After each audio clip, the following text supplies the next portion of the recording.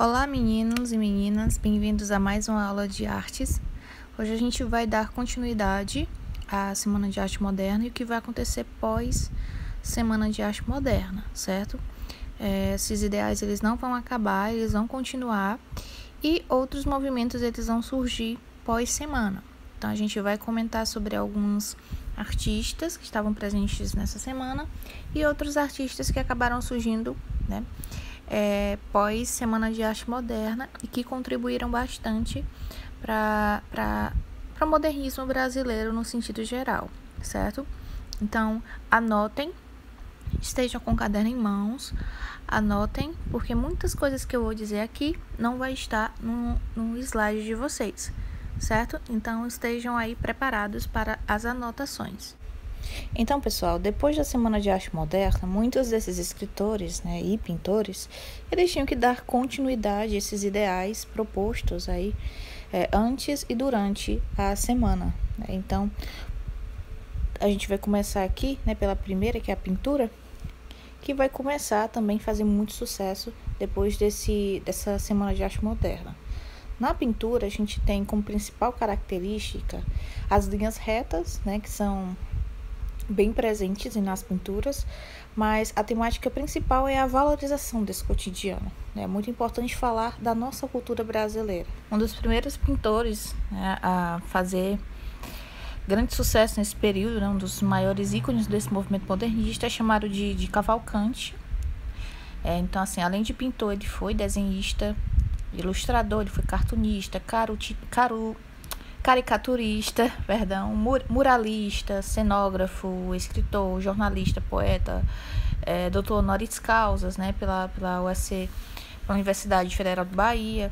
Então, foi um pintor muito reconhecido durante esse período do modernismo, né, e claro, né, quando se inicia aí os movimentos, cada movimento literário moderno.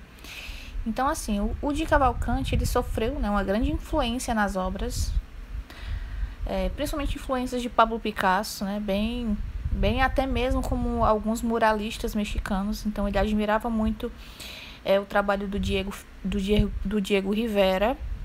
Não sei se vocês já ouviram falar do Diego Rivera, mas ele foi um pintor muito influente no México e foi, né, marido da pintora Frida Kahlo. Então ele vai transparecer em suas obras essa influência do expressionismo alemão, né, do cubismo, mas principalmente dessas cores mais vibrantes, né, desses desenhos mais sinuosos, que vão retratar temas brasileiros, como o carnaval, como as mulatas, perdoe-me até o termo mulatas, que é um termo realmente ruim, mas esse era o termo que ele colocava na época, né, mulatas, operários, as favelas, né, que eram temas que até então não eram colocados, assim como a estética sensual, né, então ele buscava acima de tudo essa construção da identidade nacional.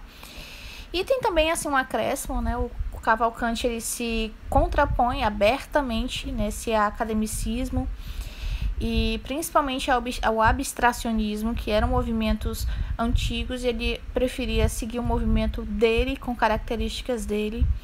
E dentre muitas obras que ele tem, nós temos no slide de vocês, né, esse colorido, essas cores vibrantes muito frequentes.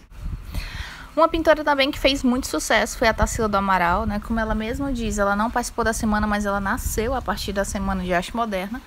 E ela traz características muito marcantes, dentre elas esse uso de cores vivas, mas assim, uma influência muito forte do cubismo. Então você vê muitas formas geométricas nas obras, né, da Tarsila do Amaral, mas só que a temática geralmente é voltada para a nossa cultura brasileira, né, para as nossas cores também mais abrasileiradas, né. Agora, um ponto interessante que não está aí, mas é importante vocês colocarem, é a questão do gigantismo. Tem alguns quadros dela em que o personagem ele traz muito esse gigantismo. E as temáticas sociais, que mais à frente a gente vai comentar, certo?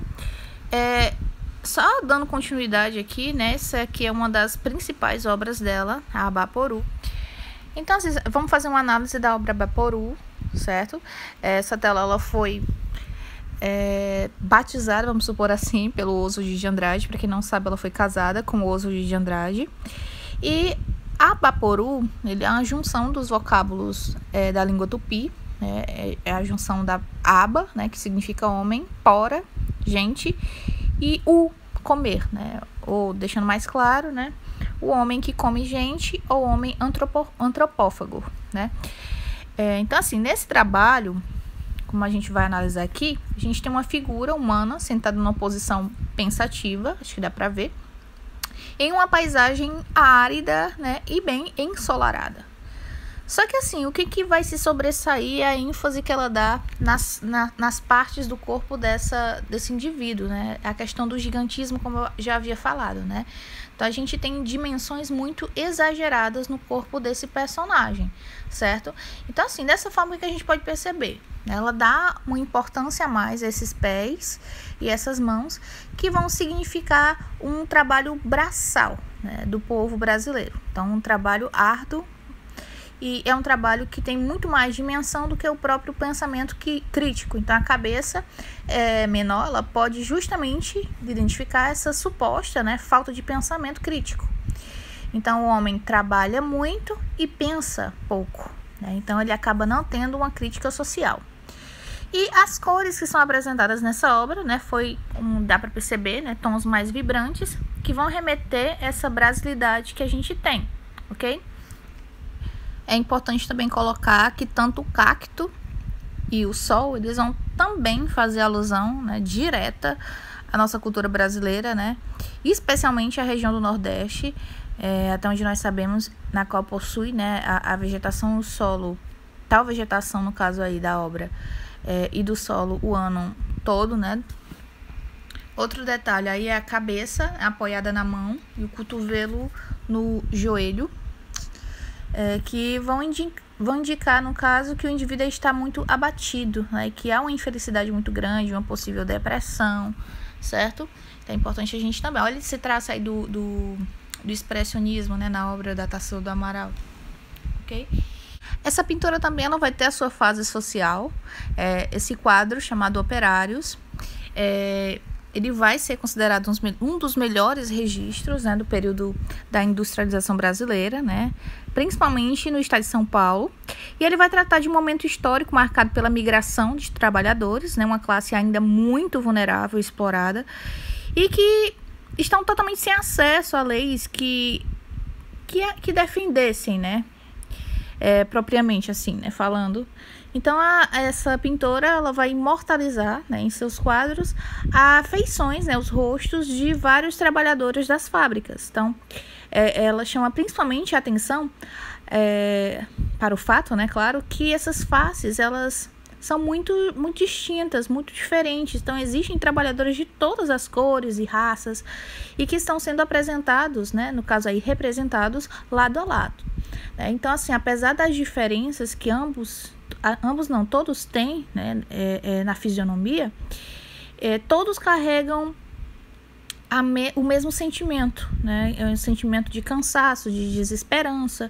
Então, são 51 rostos, né? Então, muitos deles, claro que são sobrepostos, né, e todos sem o corpo registrado. Então, essa mistura que vai ter de trabalhadores exibidos em sequência, né, ela vai apontar essa massificação do trabalho. Então, os operários, eles olham todos para a mesma direção, acho que dá para ver, né, no caso aí, para frente, e não estabelecem um contato visual com os outros, né? Ou seja, né, a disposição desses trabalhadores, elas estão em um formato de pirâmide, que vai justamente permitir que a gente veja a paisagem do fundo, né?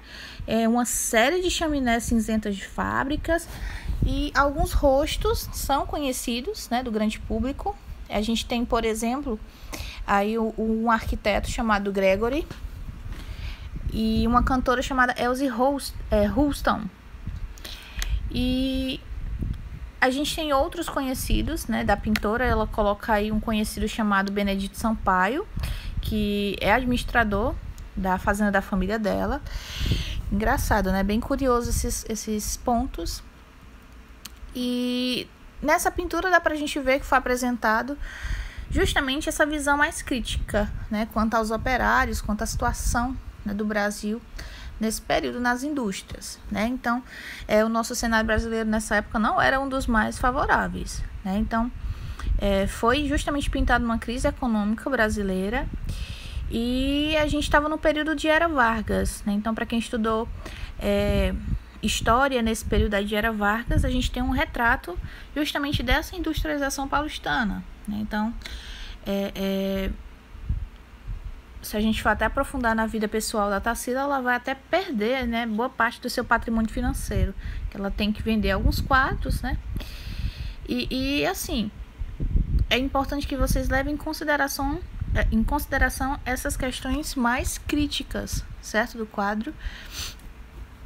E depois de muito tempo, gente, vocês podem até procurar na internet releituras, né, desse quadro Operários. Vocês vão ver que essa temática é frequente até hoje.